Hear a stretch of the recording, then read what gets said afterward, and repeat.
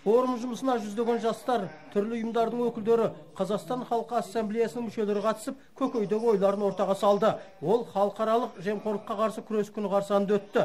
Ұйымдастырушылардың айтуынша, бұл мемлекеттік қызмет және жемқорлыққа қарсы іс-қимыл агенттігі мен жастар саясат жөніндегі басқарманың ұйытқы болуымен өтті. Мұнда ашық пікір алмасуға және өтініш тілектерді айтуға толық мүмкіндік туды.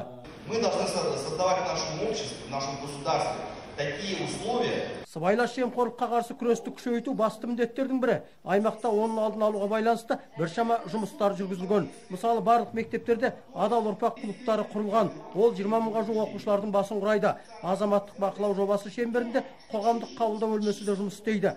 Кітапханалар мен мұражайлар мемлекеттік қызметтің тиімділігін көрсете отырып, арнайы материалдар топтамасымен жабдықталған.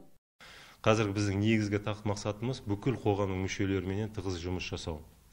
Бүкіл қоғам мүшелері не жұмыс жүріп жатқандығын білу керек. Сондықтан егер Қарағандыда жылдың басында тек қана бір мобильдік топ жұмыс істеген болса, Жезқазған мен Балқашта 3, қазір уақытта бүкіл аудан қалалардың бәрінде құрдық. Бұл мобильдік топтың құрамына тек қана мемлекет қызметшілері емес, қоғамның белсенділері, ел танитын азаматтар.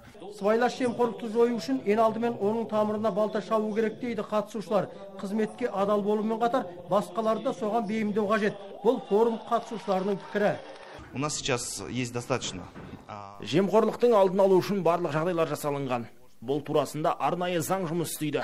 Қоғамдық пікірді қалыптастыру арқылы да оған бақылау жасай аламыз. Сонда біз жемқорлықпен толық күресе аламыз. Форум барысында студенттер мен оқушылар арасында жемқорлыққа қарсы бейне жазбалар мен эссе және шығарма жазу бойынша арнайы байқау өтті. Сейітқали Әшім, Бекзат Нұрмағамбетов, Роман Капулов, Сарыарқа телеарнасы.